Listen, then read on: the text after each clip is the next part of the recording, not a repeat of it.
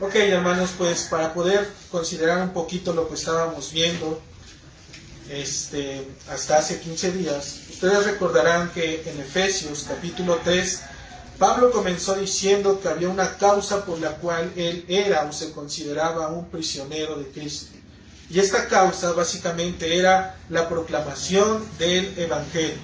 Un Evangelio que venía a los gentiles y que por obvias razones y en el contexto por el cual se estaba desarrollando Pablo, era un Evangelio, mis hermanos, que estaba rompiendo totalmente con el conocimiento y en este caso con la verdad que se le había dado al pueblo judío.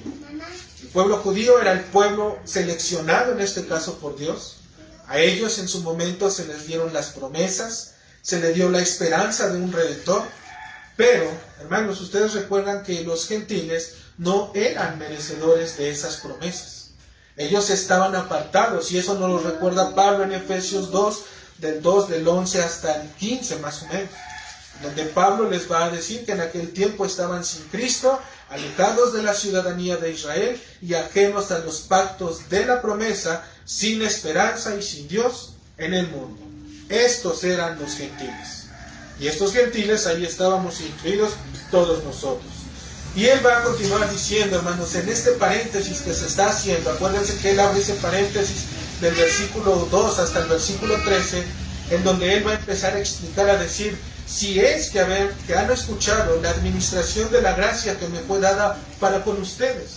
Pablo se estaba presentando como un administrador de las cosas celestiales. Él no se puso, Dios lo llamó.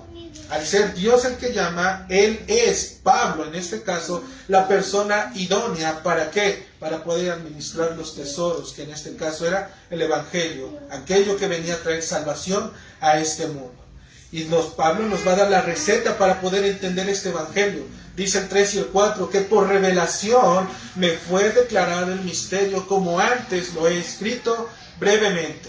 Y aquí está la clave para poder entenderlo. Leyendo lo cual podéis entender cuál es mi conocimiento en el misterio de Cristo. Hermanos, si nosotros hemos de saber y de conocer los misterios de Cristo, necesitamos ¿qué? Dice Pablo, leer. ¿Y qué es lo que vamos a leer? La Escritura solamente. La Escritura interpretando la Escritura y la Escritura misma revelando a Cristo. Y eso es suficiente para nosotros. Entonces, hermanos, Pablo nos dice, leyendo lo cual podéis entender cuál es mi conocimiento en el misterio de Cristo, misterio que en otras generaciones no se dio a conocer a los hombres, como ahora es revelado a sus santos apóstoles y profetas. El misterio, hermanos, se le reveló a sus santos apóstoles y profetas, dándonos a conocer que con ello, esta revelación, el Evangelio de Cristo, terminaba hasta estos hombres. Ya no iba a haber más revelación de parte del Señor, por cuanto Cristo vino, levantó a sus apóstoles, y sus apóstoles, y en este caso los profetas, eran aquel fundamento que en su momento Dios estaba levantando para que su iglesia estableciera sus bases, y sobre ello poder levantar la iglesia de Cristo en donde estamos nosotros. ¿Cuál era este misterio, hermanos? Dice Pablo, y va a continuar diciendo en el versículo 6, que los gentiles son coherederos y miembros del mismo cuerpo. Este era el gran misterio, hermanos. Un misterio que cuando nosotros, ahora que conocemos estas verdades, nosotros leemos las Escrituras del Antiguo Testamento y decimos, ahí está el pueblo de Dios, los elegidos, nosotros, los gentiles. Sí, ahora lo sabemos, por la revelación del Espíritu Santo que Dios hizo en Pablo y en sus demás apóstoles. Pero hermanos, ustedes deben de considerar que en aquel tiempo, en el Antiguo Testamento, estos hombres no tenían esta verdad revelada. Ellos no lo entendían de esa forma. Para ellos, el pueblo elegido, la nación santa, el pueblo adquirido por Dios, era literalmente y solamente el pueblo de Israel. Ahí no cabía en su mente los gentiles. Y ahora Pablo está revelando ese misterio. Miembros del mismo cuerpo y copartícipes de las promesas en Cristo. Y dice el 7, del cual yo fui hecho ministro por el don de la gracia de Dios que me ha sido dado según la operación de su poder. ¿Qué tenía que hacer Pablo? Administrar, anunciar entre los gentiles el evangelio de las inescrutables riquezas de Cristo. Y hablábamos de aquellas inescrutables riquezas de Cristo, hermano. Aquellas cosas que son imposibles de poder medir. imposibles de poder cuestionar. Porque cuando hablamos del Evangelio, hermanos, son cosas que nuestra mente no puede entender. Solamente se reciben por fe, porque estamos caminando en fe y para fe, ¿sí? Por medio de nuestro Señor y Salvador. Son cosas, hermanos, en donde la mente del hombre no alcanza a sondear todas estas verdades. Son cosas, hermanos, que Pablo les llama inescrutables. No podemos medirlas, no podemos pesarlas, no podemos conocerlas tan a la perfección como Dios mismo nos las da a conocer. Entonces, y no solamente eso, dice el versículo 9, y de aclarar cuál es la dispensación de este misterio. Y allí hablábamos que Pablo, cuando predica, cuando habla del Evangelio, no solamente dice Cristo salva, en él hay perdón de pecados, sino que también ministra, adoctrina a las personas, les enseña precisamente la doctrina del Evangelio. ¿Qué es lo que va a hacer la doctrina? La doctrina, lo que va a hacer en la vida del creyente es precisamente hacerlo vivir conforme a la palabra de Dios. Someter nuestra mente, nuestro corazón a la doctrina de Cristo, es decir, a la palabra de Dios. ¿Para qué? Para que nadie piense más allá de lo que debe de pensar, para que nadie crea más allá de lo que debe de creer, para que ninguna persona se escape por las ramas creyendo, pensando que las cosas deben de ser así. Las cosas son porque así están escritas. Y si así están escritas, eso es suficiente para nosotros, ¿sí? Por eso dice Efesios 1, en el 21, 23, la cual es su cuerpo, la plenitud de aquel que lo llena todo. Si Cristo está realmente entre nosotros como iglesia local, hermanos, no tenemos necesidad de tener más cosas. La palabra, su exposición, su gobierno y la adoración es suficiente para tener una iglesia. Eso es suficiente, hermanos. No necesitamos de cosas externas.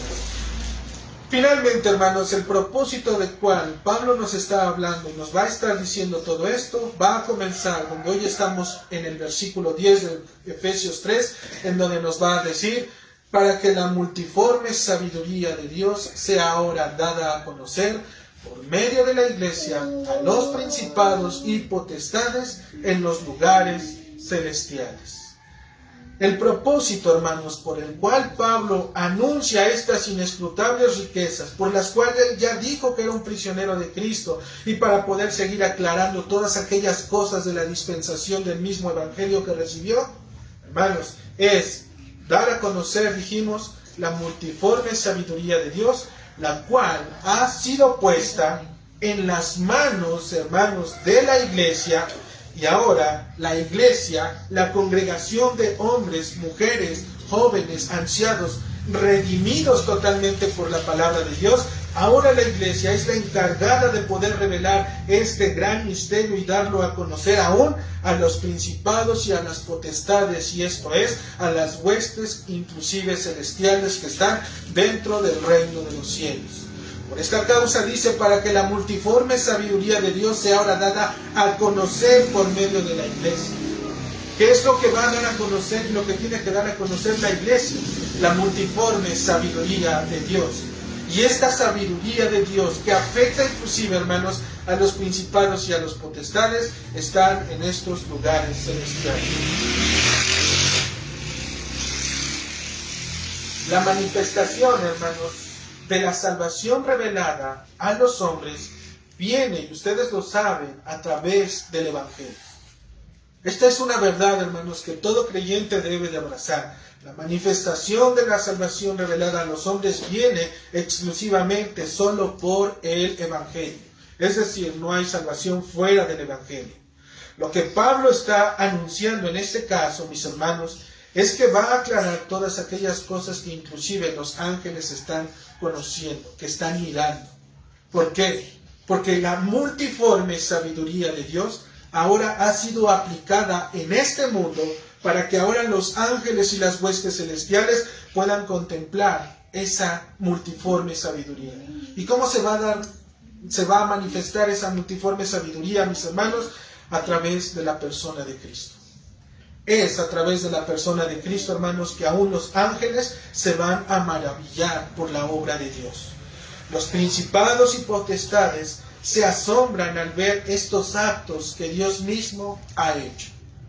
ellos, mis hermanos, si nosotros somos totalmente cautivados por el Evangelio, hermanos, ellos aún estando en la presencia de nuestro Señor, de nuestro Salvador, no necesariamente a ellos les implica que lo saben todo. No quiere decir que ellos porque hayan pasado, porque acuérdense que ellos también son seres que son seres creados. El único eterno es Dios. Por lo tanto, estos ángeles también han sido creados. Y en esta parte de ellos haber sido creados, hermanos, no por estar en su presencia quiere decir que lo saben todo, sino que, ¿qué, hermanos? Sino que nos muestra cuán pequeño ante los ojos de Dios y ante el conocimiento inclusive de los ángeles es nuestro conocimiento acerca de Dios, de Jesucristo y del Espíritu Santo.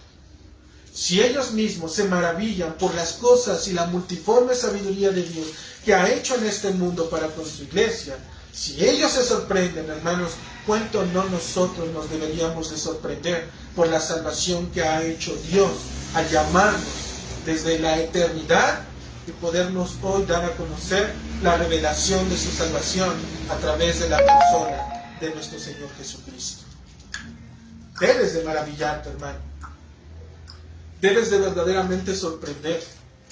Porque lo que hoy tenemos, hermanos, impacta totalmente a las huestes celestiales. Ellos se sorprenden cuando literalmente Jesucristo, el plan de Dios, viene a este mundo para rescatar a hombres que estaban condenados a vivir una eternidad apartados de Dios. Y los ángeles se sorprenden cuando el plan de Dios comienza en acción. Cuanto no nosotros mismos, al poder entender, hermanos, que deberíamos mayormente sorprendernos. Dice Primera de Corintios, hermanos, si pueden ir a Primera de Corintios, capítulo 4, en el versículo 9, dice la Escritura, Pablo hablando a la iglesia de Corinto, dice, porque según pienso, Dios nos ha exhibido a nosotros, los apóstoles, como postreros, como a sentenciados a muerte, pues hemos llegado a ser espectáculo al mundo, a los ángeles y a los hombres. ¿Qué normalmente nosotros observamos, hermanos, en un espectáculo, si así lo llamamos? Nosotros vamos a ver qué es lo que se va a presentar. Y en algunas de esas veces en las cuales nosotros nos presentamos para poder observar un espectáculo, a veces nos atemorizamos, otras veces nos alegramos, otras veces nos sorprendemos por las cosas que se están llevando en ese lugar, que se prepararon para poder presentar ese acto delante de los hombres. Pablo está diciendo, nosotros, los apóstoles, nosotros mismos, sí, fuimos aquellos que fueron exhibidos como postreros para poder ser sentenciados a muerte y de esta manera ser un espectáculo al mundo, a los ángeles y a los hombres. Estos ángeles y estos hombres, hermanos, donde tú y yo estamos al ser carne, al ser hombres, es mayormente donde nosotros deberíamos también de sorprendernos. Por eso dice la Escritura que debemos de recibir el reino de los cielos como un niño. Mi hijo, hermanos, por ejemplo, cuando algo le sorprende, cuando algo le impacta, tiene una frase que dice, y la grita, porque obviamente se sorprende. Él dice, ¿what? Y en ese momento que él grita, ¿what?, él se pregunta, se agarra la cabeza y dice, ¿pero cómo? ¿Cómo es posible? Pero es que él estaba aquí, ¿cómo es que llegó acá? ¿Cómo pasó eso? Él no lo entiende, yo lo entiendo y no me sorprendo porque estoy acostumbrado a verlo, pero para él, que es la primera vez que lo ve y la primera vez que lo está entendiendo, es increíble y difícil de poder entender y de comprender. Hermano, cuando tú y yo venimos a este mundo que estuvimos condenados y cuando vemos el plan de salvación que Dios ha dado a través de Cristo, deberíamos de tener esa misma actitud, de poder decir, pero ¿cómo, Señor? ¿Cómo es posible que yo, siendo un pecador, siendo un enemigo totalmente de ti, darte la espalda, alejarme de ti, blasfemar tu nombre, vivir una vida impía delante de ti, cómo es que me escogiste a mí? ¿Por qué a mí? Cuando hay multitud de personas que pueden ser moralmente correctas. que pueden estar viviendo vidas completas, vidas relajadas, vidas donde no afectan a nadie, vidas donde no tienen vicios, no tienen nada de ese tipo de cosas. Señor, ¿por qué a mí? Y cuando vemos la Escritura, hermanos, la única respuesta que recibimos de Dios es porque te amé. Por eso es la única razón. Porque te amó a ti, me amó a mí y amó a la multitud de hombres y mujeres que en este mundo hay para poder ser llamados para la salvación eterna. Por esa sola razón, hermanos, los apóstoles y aquellos que han sido llamados a padecer por causa del Evangelio sirven, hermanos, como evidencia de esta salvación para los hombres, para los ángeles y los hombres. Para ellos son un espectáculo. Nosotros hoy los vemos, a estos apóstoles, sabemos cómo murieron, sabemos sus padecimientos, sus sufrimientos, sabemos qué es lo que en su momento llegaron a hacer. En la mañana nuestro hermano nos contaba cómo Pablo se separa de Bernabé y cómo al separarse hay ese conflicto entre ellos, pero finalmente, hablando de una división, como tal decía mi hermano, no era una división, era una multiplicación. Y nosotros hoy que lo vemos en la persona de Pablo dijimos, ¡wow! Es increíble cómo aún después de esa división, Pablo, los ojos de Dios van sobre la obra, en este caso de la iglesia. Pero ¿a quién estamos viendo? Estamos viendo a la obra de Dios, a la persona de Cristo, en la vida de Pablo, y aún en esas divisiones vemos que en esas divisiones aún la manifestación del don de la gracia de Dios es visible para que el Evangelio siga todavía manifestándose entre aquellos lugares. Pero ¿qué pasa cuando esa misma división, hermanos, es entre los hombres? ¿Qué pasa? Ahí viene la crítica. ¿Y por qué viene la crítica? Porque ahí no vemos los ojos en Cristo. Ahora vemos los ojos en ¿quién? En el hombre. Ahora el que está mal es el hombre. Ahora el que causa la división es el hombre. ¿Por qué nos olvidamos tan fácilmente de la obra de Cristo? A veces, hermanos, son necesarias estas divisiones, como nos los mostraba el libro de Hechos 15. Y hermanos, en Primera de Pedro, capítulo 1, en el versículo 12, Pedro va a decir, a estos se les reveló. ¿A quiénes? A los profetas, hermanos, a aquellos que dice que estaban inquiriendo y que diligentemente indagaron acerca de quién hablaban las Escrituras. Y para ello estaban, ¿qué? Escudriñando en qué persona y en qué tiempo indicaba el Espíritu de Cristo que estas cosas habían de suceder. Dice el 12, a estos se les reveló que no para sí mismos, sino para nosotros, los apóstoles. Estas cosas, dice, sino para nosotros, administraban las cosas que ahora os son anunciadas, por las que os ha predicado el Evangelio por el Espíritu Santo enviado del cielo. Cosas en las cuales anhelan mirar los ángeles. Aún los ángeles, mis hermanos, se sorprenden, dijimos. Ellos mismos miran la multiforme sabiduría de Dios. Una sabiduría, hermanos, que no por estar solamente delante de la presencia de Él se adquiere, sino por seguir indagando, escudriñando, meditando en la palabra de Dios. La gran variedad de personas, hermanos, dentro de la iglesia, unidos en la mente de Cristo y sometidos por causa del Evangelio, dando gloria al Padre mediante Cristo y la obra del Espíritu Santo, manifiesta esa multiforme sabiduría de Dios a aquellos principados y potestades en el reino de los cielos, quienes se asombran de esta obra de Dios el Padre, de Dios el Hijo y de Dios el Espíritu Santo. Ellos lo ven, hermanos, ven la iglesia reunida, ven los corazones transformados por la obra del Espíritu Santo y ellos dicen, wow, Señor, cuánta gloria, Señor. Tomaste lo más vil, lo más menospreciado y lo transformaste. Y ahora aquel que antes te desechaba, que no quería contigo nada, ahora te ama. Ahora se entrega totalmente a ti. Ahora su corazón palpita y mira la obra de Cristo en todo tiempo. Ahora al levantarse, al caminar, a donde quiera que esté, sus pensamientos, hermanos, son impactados por la obra del Evangelio de nuestro Señor. Ahora sus pensamientos cuando va en la calle ya no está pensando qué va a hacer o lo que va a hacer más tarde y demás. Ahora quiere llevarse una palabra en el corazón para meditarla, para hablarla, para tenerla en su mente, para acariciarla y realmente poderla tener en aquel momento cuando Dios le permita hablar al corazón de la persona. Ahora sus deseos son diferentes. Ahora ya no camina, en este caso, pensando qué es lo que va a hacer por sus propios medios, obviamente, sino que ahora, ¿cómo lo voy a hacer contigo, Señor? ¿De qué forma? ¿Cómo le hablo a mi familia? ¿De qué manera manifiesto el Evangelio con mi familia, con los míos, con mis vecinos?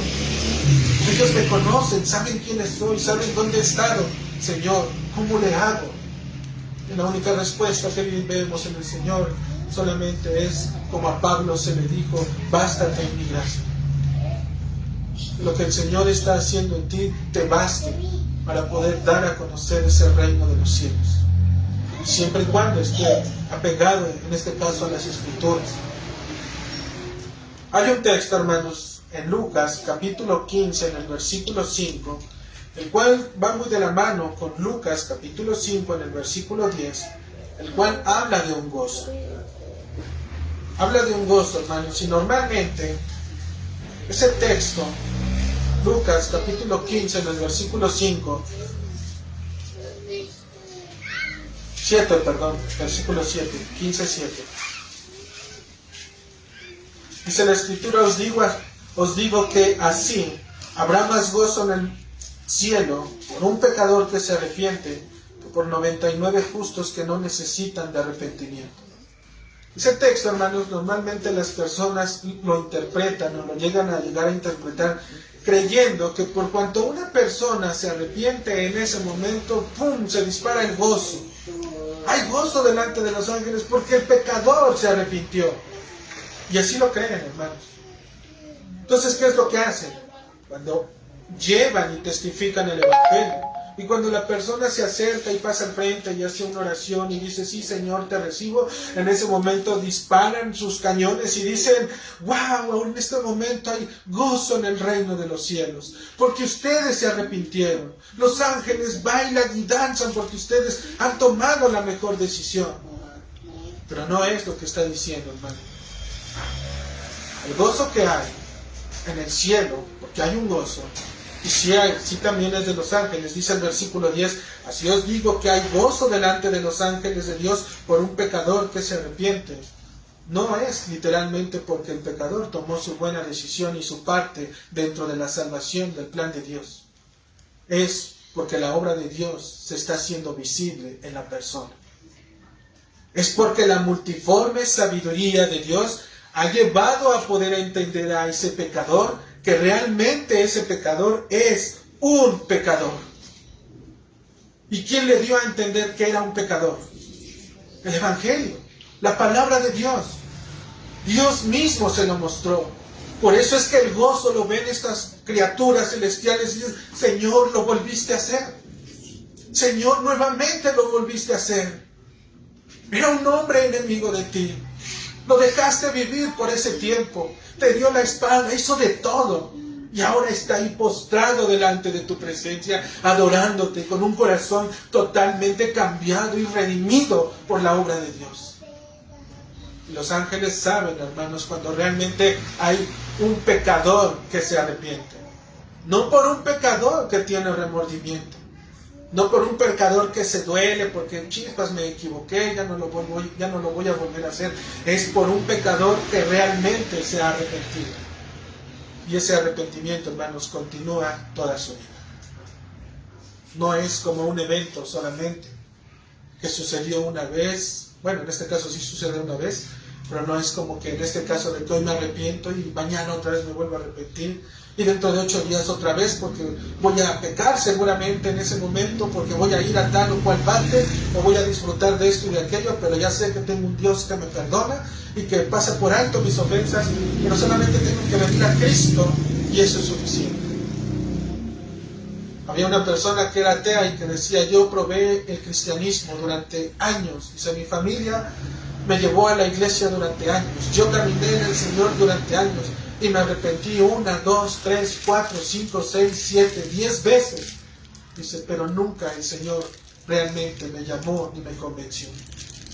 Y le contesta el evangelista y le dice, pues qué raro, porque un verdadero arrepentimiento solamente sucede una sola vez. Un verdadero arrepentimiento, hermanos, es una sola vez en la vida. Si volvemos a pecar una y otra vez, si volvemos a pecar y decimos que me perdone, no hemos experimentado verdaderamente ese arrepentimiento. Porque el arrepentimiento, hermano, trae literalmente un cambio de mente. Eso es lo que significa arrepentimiento. Un cambio de mente. Ya no lo voy a hacer. Ya no. Se acabó. Hasta aquí llegué. Es una decisión, hermano, que viene por la obra del Espíritu de Dios. Aún en el cielo dijimos hay gozo. ¿Cuál es la causa? Un pecador que se arrepiente. ¿Es el pecador la causa del gozo? No, sino el autor de la salvación. Aquel que dice unos versículos antes, cuando dice, y cuando la encuentra en el versículo 5, la pone sobre sus hombros, gozoso, y al llegar a la casa reúne a sus amigos, sus vecinos, diciéndole, gozaos conmigo, gócense conmigo. El gozo es en el Señor, con el Señor y por el Señor. No por la ovejita, mis hermanos, porque la ovejita no vemos a los hermanos, o en este caso en la parábola, no vemos que van y se sientan con la ovejita y le empiezan a preguntar a la ovejita. La ovejita no le va a decir nada. Y si la ovejita hablara, lo único que pudiese decir es, no fui yo, fue Cristo. Fue Él quien lo hizo. Por esa razón, hermanos, el testimonio de la persona, en el creyente, del hombre cambiado, del hombre regenerado, ¿es de quién? De Cristo. Si la persona habla de Él, lo que Él hizo, lo que Él intentó, lo que está haciendo, lo que Él ha hecho, lo que Él se ha esforzado, y ese no hay arrepentimiento. Es Cristo, hermano, solamente. De principio a fin, porque de Él es la salvación. Hombres y ángeles, nos alegramos por un pecador que se arrepiente, que entiende verdaderamente la gravedad del pecado, su enemistad con Dios, como dijimos, por causa de ese pecado y sus consecuencias que son eternas.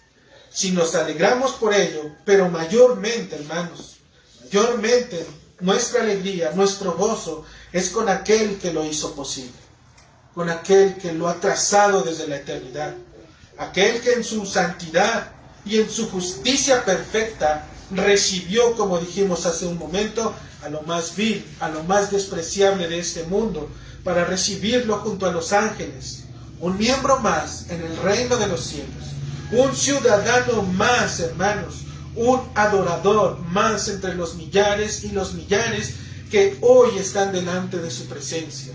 Él es uno del reino de los cielos, Padre, Hijo y Espíritu Santo, en quienes los ángeles y los hombres, cuando lo sabemos, nos asombramos por la obra de Cristo. Todo se trata de Él, hermanos. Todo es de Él, de nuestro Señor. Jamás de nosotros. Toda la gloria es para Dios. En el versículo 11, hermanos, de Efesios, Pablo va a continuar diciendo de esta forma.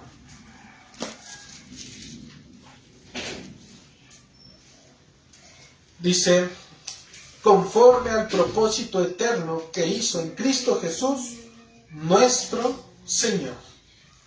Nuevamente, Pablo vuelve a hacer esa mención, en los cuales nos está diciendo que estos planes, estos actos, ya estaban establecidos desde la eternidad. Ya estaban dados, mis hermanos, conforme al propósito eterno. La iglesia, en este caso, es encargada de dar a conocer la multiforme sabiduría de Dios, pues a ella en la que está puesta en el fundamento apostólico, y ahora, dice Pablo, todo esto está puesto, ¿por qué? Conforme al propósito eterno que hizo Cristo Jesús, nuestro Señor. Las cosas ya estaban hechas en la mente de Dios. ¿Qué aguardábamos nosotros? Los tiempos del Señor. Y sus tiempos, hermanos, deberíamos de dar gracias porque sus tiempos nos alcanzaron. Porque sus tiempos, hermanos, estamos en un tiempo en donde todo aquel que cree verdaderamente se arrepiente, literalmente es un hijo de Dios. Si realmente hay un arrepentimiento verdadero. Pero si no lo hay, hermano, imagínate vivir en aquel tiempo de los profetas. Decía Pablo, en aquel tiempo estaban sin Cristo.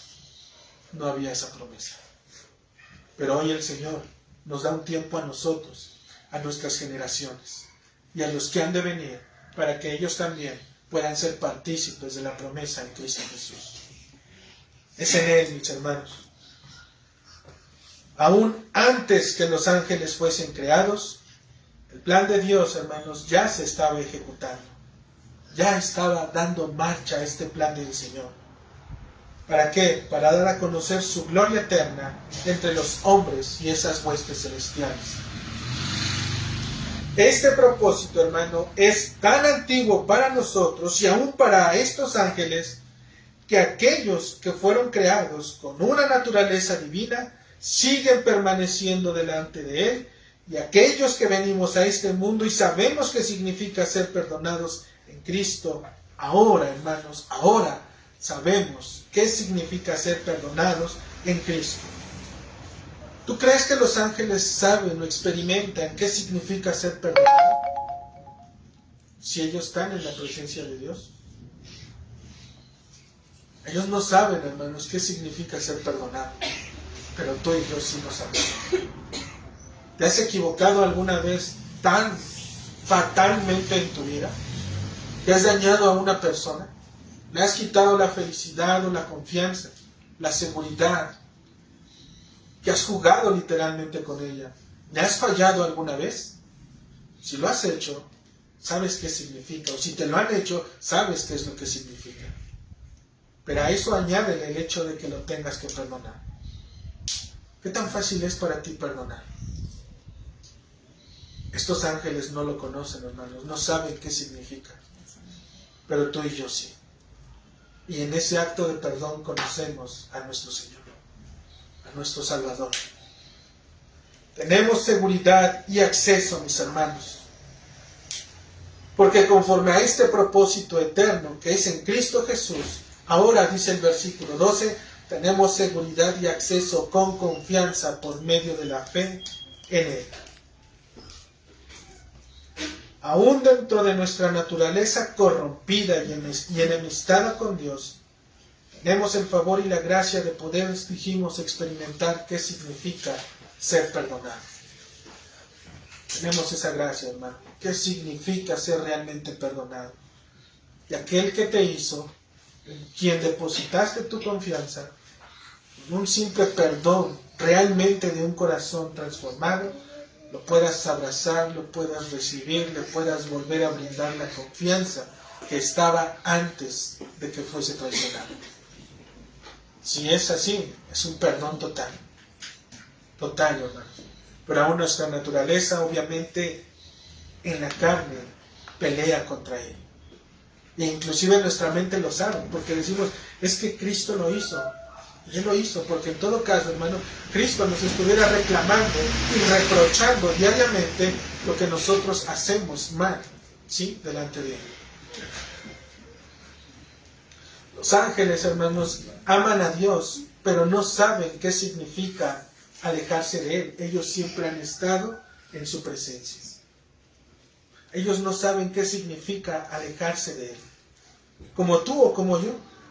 Cuando decidimos simplemente pecar así nada más, para poder darnos un gustito, por nada más hoy, por esta tarde, por un tiempo, al fin que nadie me ve. Nosotros, hermanos, sí experimentamos cuando el Señor se pone, inclusive, se opone su rostro en contra de nosotros. A veces creemos que las cosas ya no van bien. El Señor está en contra mío. Oramos y sentimos que nuestras oraciones, como dicen por ahí, no suben hasta ese tercer cielo, porque el Señor está enfadado, que ha puesto un techo de bronce para que no pasen de ese lugar nuestras peticiones. Y aún, hermanos, con todo eso, Dios da la gracia para poder volvernos nuevamente, y saber sentir que realmente somos y seguimos siendo perdonados. Esa es la buena mano de nuestro Señor, y el Dios por el cual nosotros creemos.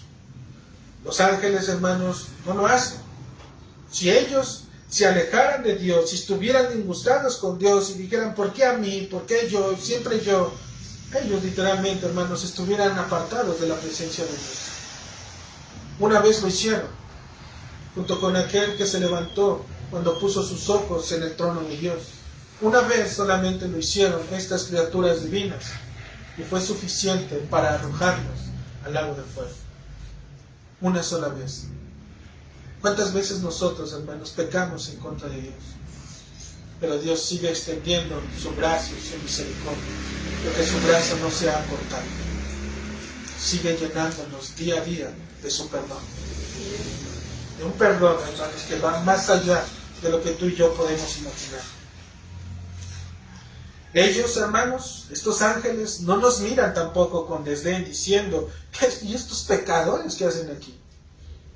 ¿Cómo se atreven estos hombres impíos a poder pisar este lugar santo y justo delante de la presencia de Dios? ¿Qué es lo que hacen aquí? Ellos, por el contrario, hermanos, se gozan por la obra de Dios, la cual fue hecha en Jesucristo. Porque ellos no te ven a ti, ven a Cristo. Ven la obra que Él ha hecho. ¿Cómo es que la ven, hermanos? Nuevamente, a través de la multiforme sabiduría de Dios. De esa multiforme sabiduría de Dios, hermano. ¿Y cuál es esa multiforme sabiduría de Dios? Porque ese es el título de nuestra enseñanza de esta mañana. La multiforme sabiduría de Dios. No en el acto, hermanos, de la multiforme sabiduría de Dios, es parte de lo que el Señor ha hecho al poder llamar a distintas personas en diferentes lugares, en diferentes contextos, en diferentes circunstancias, para poderlos hacer venir a este mundo. Y después llamarlos, en este caso, a su presencia, perdonando sus pecados. No me refiero, hermanos, exclusivamente a esa multiforme sabiduría, porque Dios obra en todos esos planos. Son sus decretos, son sus mandamientos. Y Él, al decretarlo, ha determinado también los medios para podernos llamar a nosotros. No te le vas a escapar. Si eres de Él, por una u otra razón, hermano, siempre te va a estar trayendo. Siempre te va a estar recordando que tu lugar ya no es allá afuera.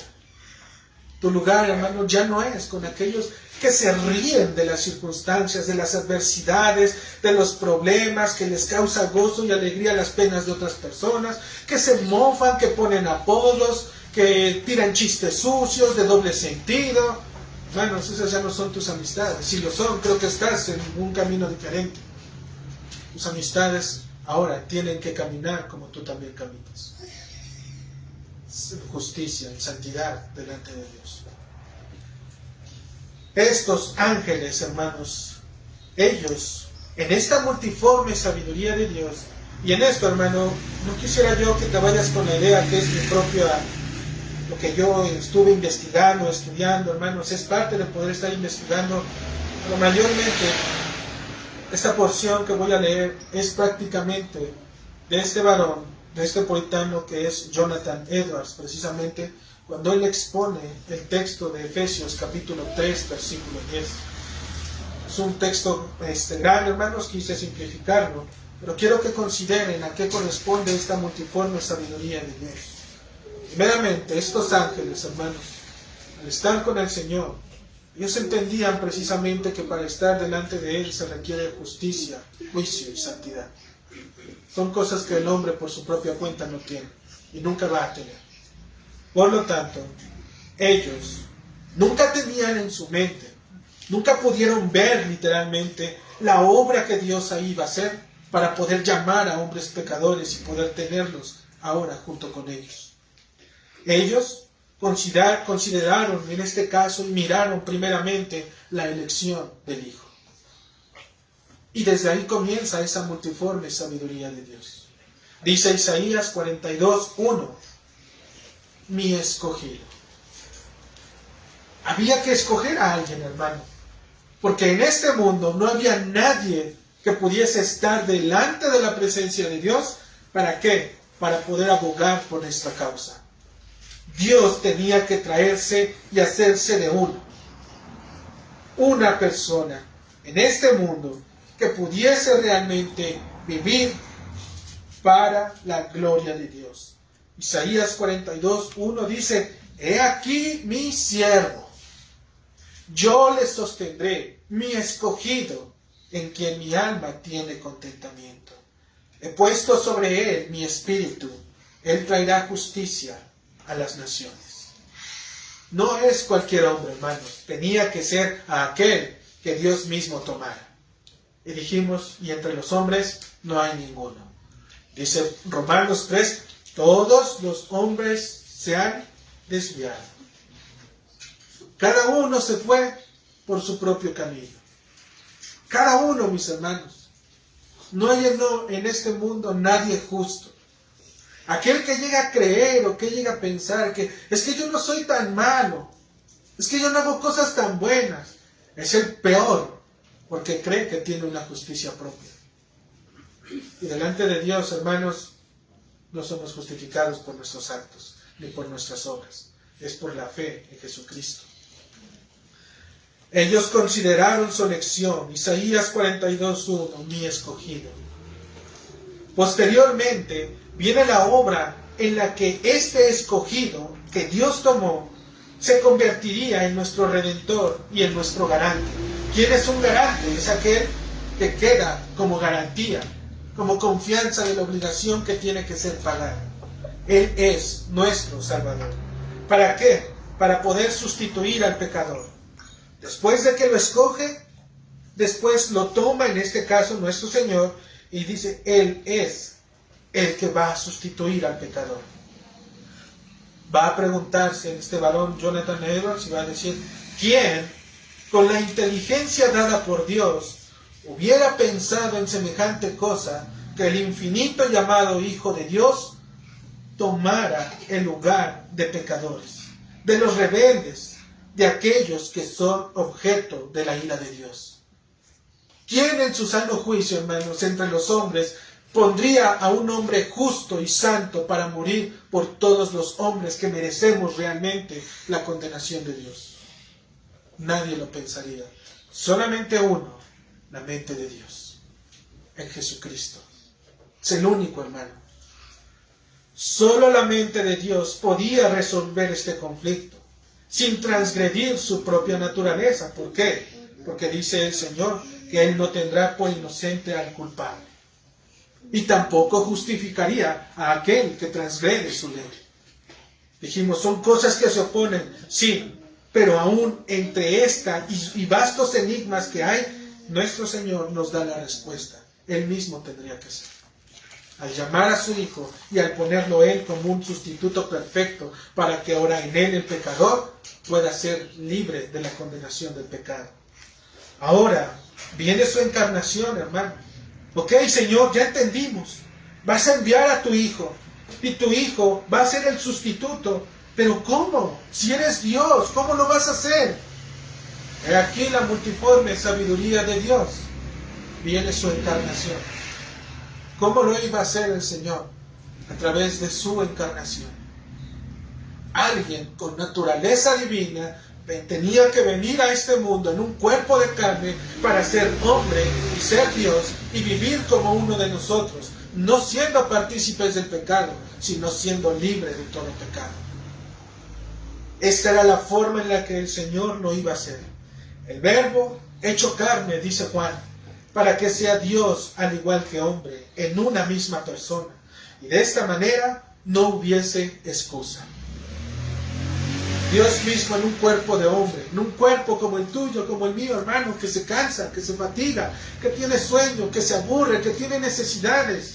En un cuerpo así como el tuyo y así como el mío, Jesucristo vino y habitó uno, igual que nosotros, en este mundo, pero sin pecado, en su mente, en su corazón, en sus pensamientos, sin un solo pecado, hermano, sin uno solo. Desde su niñez, su juventud y en la etapa adulta, que murió muy temprano. Nada de pecado en él, hermano. Es él el que tenía que venir. con un cuerpo en este mundo. Dijimos, el Señor lo pudo haber puesto en una buena familia para que no le hiciera falta cosa alguna. Pero le plació ponerlo debajo de un pesebre con personas aún inferiores o menores, por si así lo llamamos, dado el contexto en el que vivían. Dios podía haber decidido ponerlo en una buena familia, con buenas personas, que tuviesen la capacidad para poder recibir al Rey de Reyes y Señor de Señores, y para que no pudieras, en este caso, sufrir porque es el Señor. Por supuesto que lo podía hacer, hermano, por supuesto. Pero a Dios le plació ponerlo en un pesebre, ahí, en un lugar, una noche en donde ya no cabían porque había muchos. Y parece que hoy en día así es. Cuando viene Cristo a la vida de las personas y toca el Señor, aquí dices, aquí ya no cabe, Señor. Aquí ya hay otros dioses. A Dios le plació ponerlo ahí. Y no con las mejores personas, no con personas de títulos y demás cosas, con un simple carpintero y con una madre muy joven. A ellos se los dio. Por lo tanto, hermanos, toda aquella persona, y es lo que nos enseña el Señor, toda aquella persona que está en este mundo y que dice, bueno, es que sí, pero es que tú, o es que ustedes, o es que ellos, porque ellos así, hermanos, no han entendido de qué se trata la obra del Señor. Porque el Señor donde nos pone, cuando nos toma verdaderamente, cuando realmente te toma, te transforma, no importa el lugar donde estés, todo se convierte solamente en un pretexto cuando realmente nos tomamos, cuando no queremos realmente acercarnos, en este caso, a la persona de Cristo. ¿Qué podríamos reclamar? Es que a mí mis padres nunca me enseñaron a... Jesucristo no tenía los mejores padres. Es que yo sufrí mucho de niño. Ve a Cristo, pregúntate si Él sufrió de niño. No había todo lo que hoy tenemos nosotros. Y hoy nosotros, inclusive, por no lastimar a nuestros hijos, cedemos inclusive ante sus caprichos. ¿Para qué? Para que su corazón no se lastime. Porque está creciendo y debe de empezar a expresarse y a desarrollarse. Y de esa manera es como Él lo hace. Hermanos, está la Escritura. Y la Escritura es suficiente para podernos enseñar a nosotros a vivir como debe de ser. El Señor solamente nos dice, toma a tu hijo y instruye al niño. Y eso es suficiente. ¿Y cómo lo instruyes? Con la Escritura.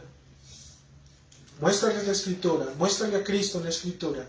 Y sí, aun cuando fuere grande, cuando fuere viejo, cuando quiere tomar sus propias decisiones, déjalo que tome sus decisiones. Estórbale. Sí, porque para eso también estamos, para estorbarles en sus pecados.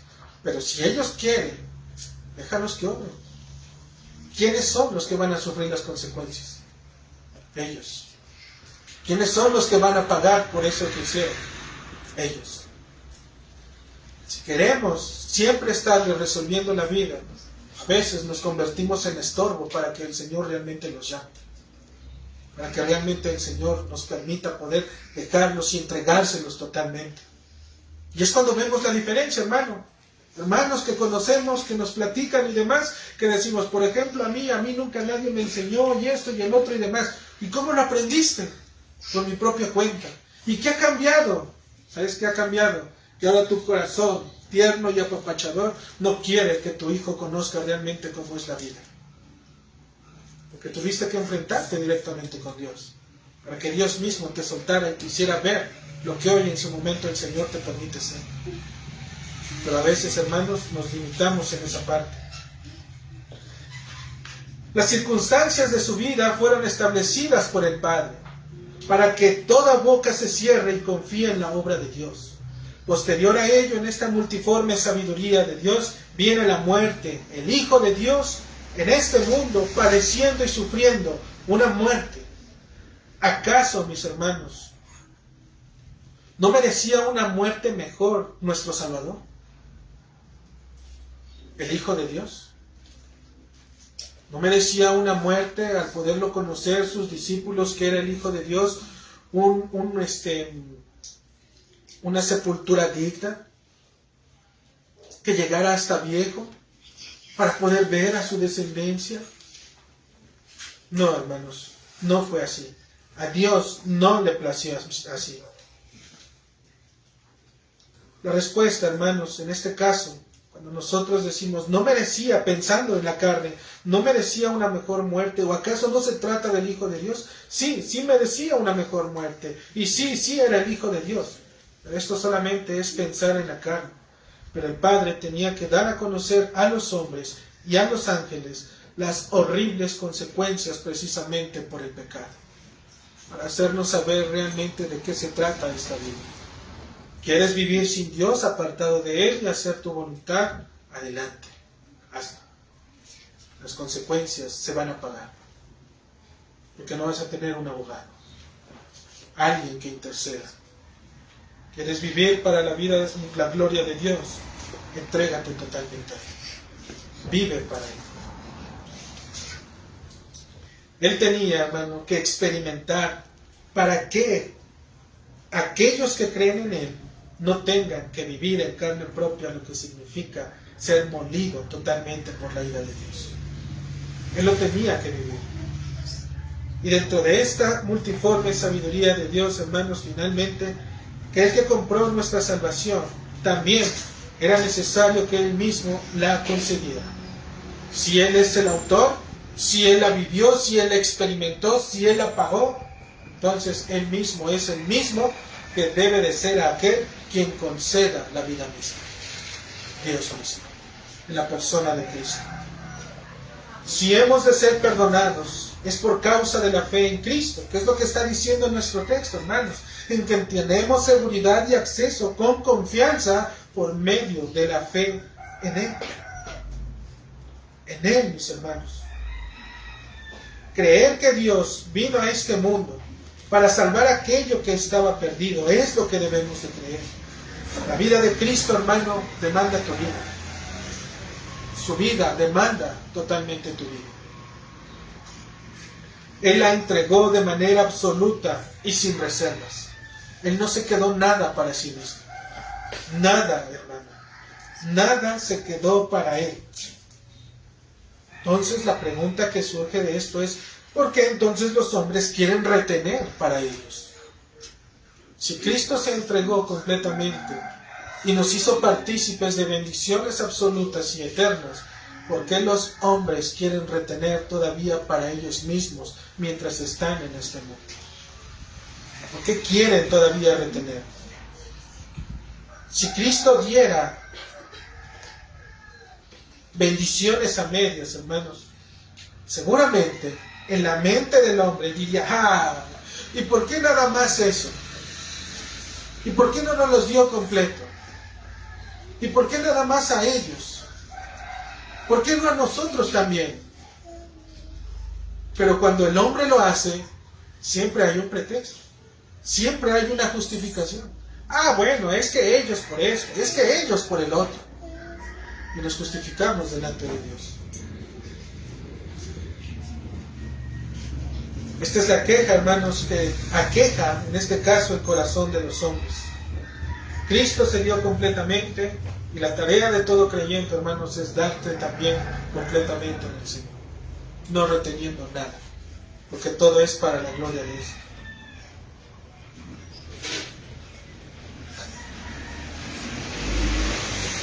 Recuerdan aquel hombre cuando el Señor los llama y que les dice, en este caso, cuando predica el Evangelio, y le dice, Señor, solamente permíteme ir a enterrar a mi padre. Estás delante de la presencia de Dios. Él acaba de predicar el Evangelio. Él, de cierta forma, lo acaba de asimilar. Y le dice, Señor, sí, solamente permíteme ir a enterrar a mi padre. Y esta es la respuesta, hermanos, de algunos hombres. Señor, sí, amén, amén, Señor. Solamente cualquier cosa que se nos ocurra. Solamente esto. Solamente aquello. Solamente y primeramente termino esto y ahora sí. Realmente desconozco a qué Cristo conozco. Porque el Cristo de la Escritura, mis hermanos, cuando Él habla, solamente dice, sígueme, como aquel Mateo.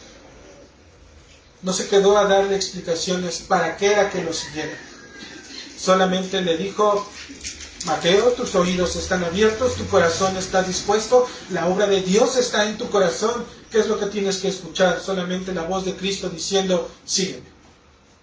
Es lo único que escuchó. Inmediatamente aquel publicano, ¿qué es lo que hizo? Dejó de hacer lo que estaba haciendo y le siguió. De eso se trata cuando dice el Señor, sígueme. ¿Sigues a Cristo?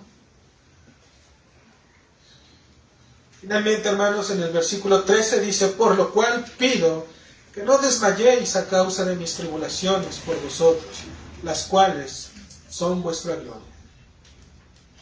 Pablo está pidiendo ánimo a la iglesia. Ánimo, iglesia. Pablo le está diciendo, no me vean a mí. Dejen de poner sus esperanzas. Dejen de estarme mirando a mí, de mi condición, del lugar en donde estoy, lo que estoy viviendo, lo que estoy haciendo. No me vean a mí. ¿Por qué? Que lo único que les pido es que no desmayen a causa de mis tribulaciones.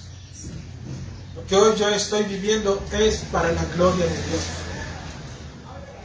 Y a veces, hermanos, como cristianos, no queremos tribulaciones, no queremos sufrimientos, no queremos que se esfuercen por lo que tienen que estar haciendo cuando en este caso, son consecuencias de aquellos que lo permitieron. ¿Por qué? Porque a veces nos creemos, hermanos, que podemos ser mejores que Dios, que podemos cumplir y sustituir mejor las cosas que Dios tiene para aquellos que Dios ha puesto entre nosotros.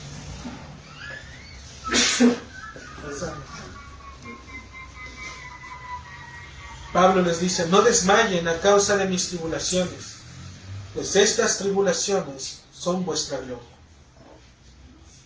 Todo lo que Pablo pasó y vivió fue para la gloria del Padre, pero aún también para estos hombres. Dentro de los oráculos del Señor, las tribulaciones de sus siervos, en este caso de los apóstoles, son el plan de Dios para poder atraer a los elegidos y gozar de una vida eterna. De esa manera obra Dios. Pobrecito Pablo, estaba sufriendo en la cárcel, hay que hacer algo por él. ¿Se imaginan a Pablo diciéndoles, ¿qué hacen aquí? ¿No les he escrito? ¿No les he dicho que estoy bien? ¿Que aquí el Señor me quiere tener? He tenido tiempo para escribir no una, no dos, sino 3, 4, 5, 6, 7 cartas que son por la obra de Dios. Vayan, hablen del Evangelio, vivan el Evangelio. Hablen a la iglesia, constituyan la iglesia, levanten la iglesia.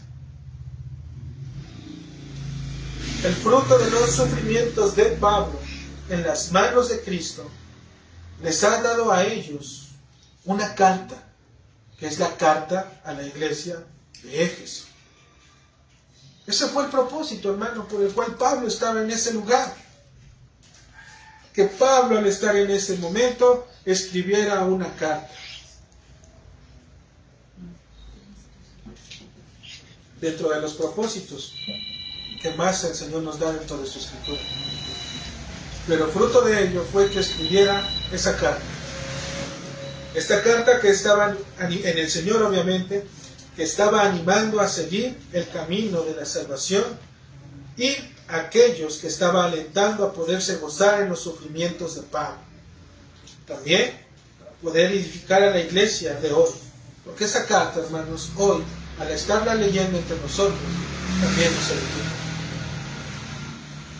La voz de Dios a través de la pluma de Pablo aún sigue hablando a su iglesia. No se detuvo exclusivamente para ellos, sino también esa carta es inclusive para nosotros, porque nos anima a poder considerar lo que está haciendo, lo que estamos haciendo. Lo que no debemos de olvidar es que aún Pablo y la iglesia de Éfeso, y la iglesia de hoy, y la iglesia que se levantará mañana, hasta donde el Señor nos los permita, hermanos, no es nada, sino que si no se tiene, realmente y de forma completa a Cristo. Podemos reunirnos ocasionalmente, podemos juntarnos para estar conviviendo, pero si Cristo, hermanos, no es nuestro estandarte, no es nuestra bandera, no es realmente el sello del Espíritu Santo en donde nuestros corazones han sido cautivados, hermanos, difícilmente podremos estar haciendo la obra del Señor. El Señor no nos pide que vivamos a la mitad de Cristo, sino que nos pide realmente que conozcamos quién es verdaderamente Jesucristo. Que experimentemos verdaderamente la obra de santificación y de salvación de Cristo. Aquellos, hermanos, a poder considerar esta obra, que podamos nosotros realmente entender que aún entre nosotros como hombres y aún los principados que están en el Señor, ellos miran esta multiforme sabiduría de Dios desde los cielos y se asombran y se maravillan por causa de Dios. Dios el Padre, del Hijo y del Espíritu Santo. Es una obra de Él, hermano.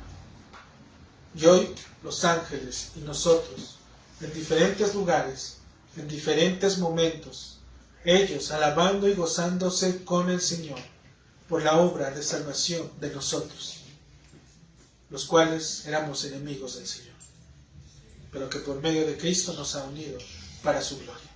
Amén. Bendito Señor.